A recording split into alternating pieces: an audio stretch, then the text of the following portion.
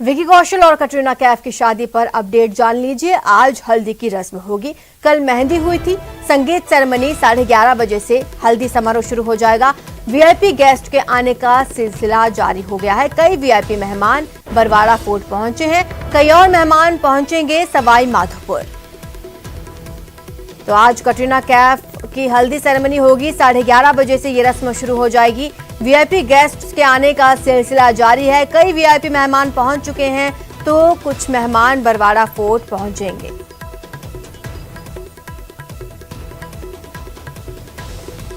नौ दिसंबर को ये शाही शादी होने जा रही है विकी कौशल और कटरीना कैफ की, और आज हल्दी की रस्म है। कल मेहंदी और संगीत सेरेमनी हुई थी। आज 11:30 बजे हल्दी समारोह होगा। इस दौरान तमाम वीआईपी मेहमान बरवाड़ा फोर्ट पहुंच चुके हैं। कुछ और मेहमान भी सवाई माधोपुर पहुंचेंगे।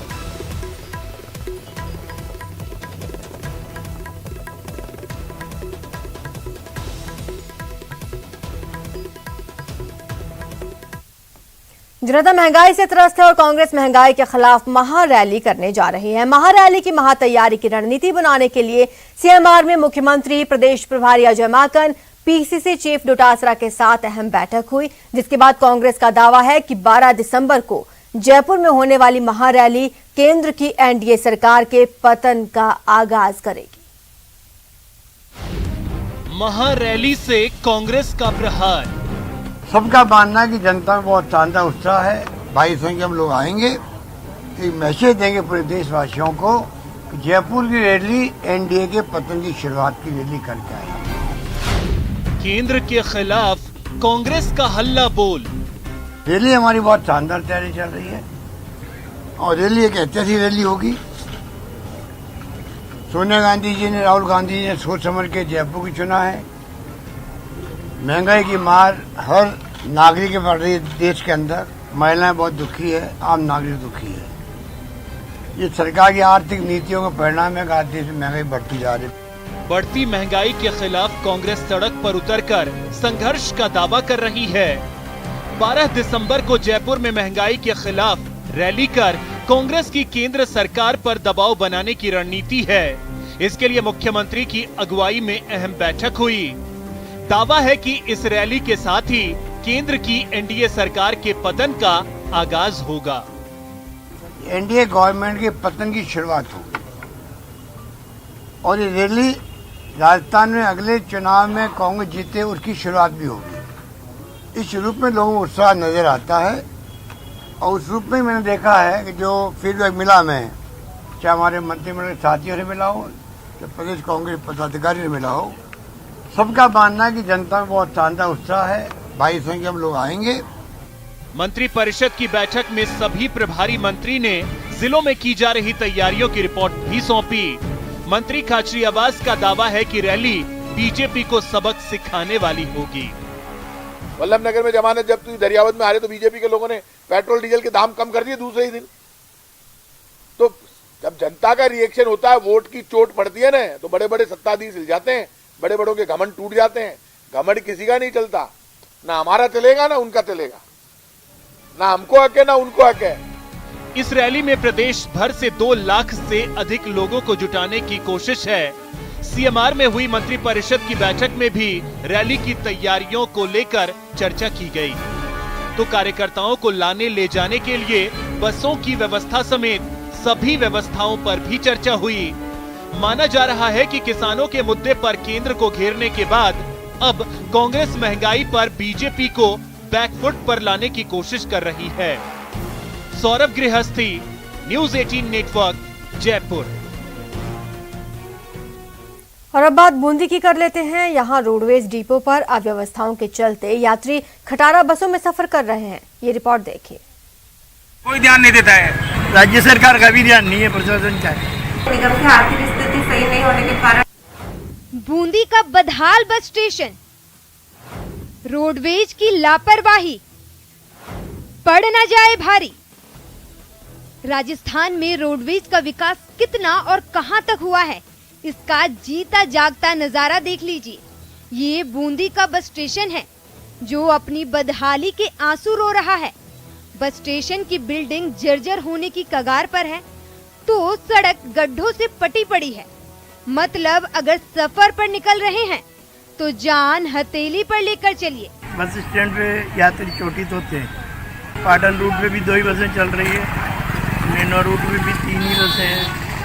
इस तरह करके यात्री परेशान होते हैं। तो प्रशासन का कोई ध्यान नहीं है? प्रशासन का क्या, राज्य सरकार का भी ध्यान नहीं है। प्रशासन क्या बैठे हैं बस, क्या परेशानी आ रही है, गाड़ी नहीं लग रही।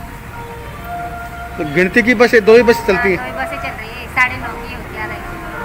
तो नहीं तो जाना पड़ता है, फिर क्या दिक्कत आ रही है? और लगाना चाहिए ना इधर पाटन रोड। जब बस स्टैंड की बदहाली पर रोडवेज विभाग के अधिकारियों से बात की गई तो वो भी जनप्रतिनिधियों के भरोसे बैठे हैं। आप खुद बूंदी डिपो प्रबंधन रेणु देवड़ा को सुन लीजिए। हमने मुख्यालय बात करी थी तो मुख्यालय ने कहा है कि निगम की आर्थिक स्थिति सही नहीं होने के कारण जनप्रतिनिधियों के माध्यम से असिस्टेंट का कार्य कराया जाए। इसके लिए हम जनप्रतिनिधियों से मिले भी थे। अब अगर उनका सहयोग रहा तो असिस्टेंट का कार्य कराया। इलाके के लोगों में पूर्व परिवहन मंत्री और विभाग के अधिकारियों के प्रति खासी नाराजगी है। यात्रियों का कहना है कि हर बार वादे तो किए जाते हैं मगर विकास का एक वादा आज तक पूरा नहीं हुआ। यहाँ पे परिवहन मंत्री यहाँ पे रह चुके हैं, यहाँ पहले भी रह चुके हैं, मगर फिर भी ये दशा देखी जा सकती है। न तो पाटन के लिए बसें हैं, न लाखेरी के लिए बसें हैं। कोई सुविधा व्यवस्था नहीं हो पा रही है। उम्मीद है नए परिवहन मंत्री की नजर इस बदहाल बस स्टेशन की ओर पड़ेगी और जल्द इस खस्ताहाल रोडवेज डिपो का कायाकल्प होगा। न्यूज़ 18 के लिए बूंदी से चैन सिंह तनवर की रिपोर्ट। और अब बात सीकर की, जहां गांव दुगोली में शहीद भगवान राम नेहरा का अंतिम संस्कार किया गया। शहीद के बेटे ने जैसे ही मुखाग्नि दी, पूरा गांव भारत माता के जयकारों से गूंज उठा। रिपोर्ट देखिए। कृष्ण राम जी हवलदार और फिर मेरे भाई, बड़े भाई थे नारायण जी, और उसके छोटे भाई थे इनके, वो भी वहाँ पे BSF में थे, वहाँ पे एक्सपायर हो गए थे, वो भी शहीद हो गए थे। और अब ये हमारा बच्चा है। आपने देश सेवा के लिए पूरा परिवार लगा हुआ है। हाँ। क्या संदेश आज की बात? मेरा तो संदेश यही है, मैं मेरे पोते को भी अच्छा पढ़ा लिखा के और देश सेवा के लिए भी मैं देता हूँ।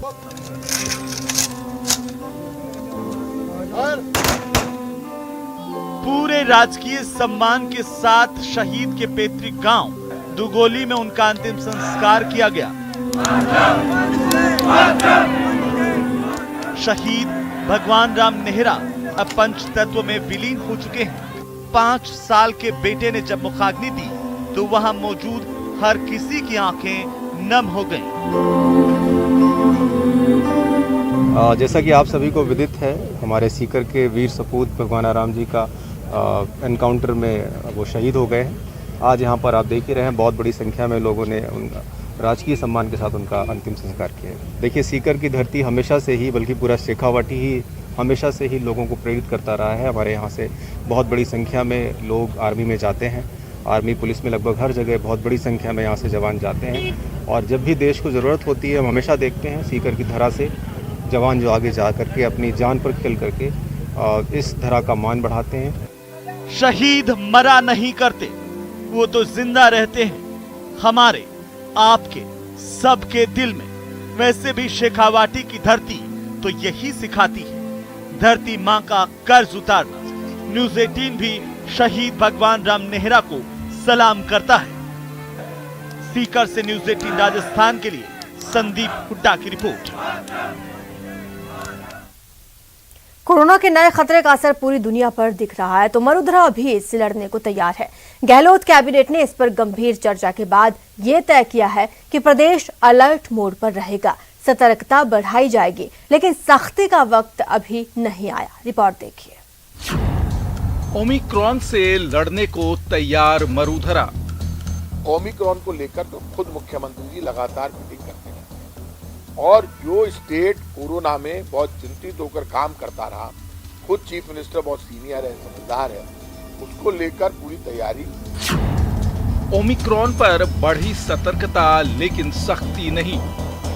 ओमिक्रॉन से हमें डरना चाहिए, मास्क हमें लगाना पड़ेगा, भीड़ में हम जाएं, सब लोगों से अपील कर रहे हैं मास्क लगाओ, और ओमिक्रॉन से बचकर रहना पड़ेगा, डिस्टेंस बनाकर रखनी पड़ेगी, गाइडलाइन हमको माननी पड़ेगी। अब तो खुद को भी तैयार होना। दुनिया भर में कोरोना के नए वेरिएंट को लेकर डर का माहौल है, तो राजस्थान सरकार भी अलर्ट पर है। राजस्थान देश के उन राज्यों में शामिल है जहां ओमिक्रॉन दस्तक दे चुका है। राजधानी के एक परिवार के 4 सदस्यों के संक्रमित होने के बाद जांच का दायरा बढ़ा। कुछ और लोग संक्रमित निकले, लेकिन अब मामला कंट्रोल में है।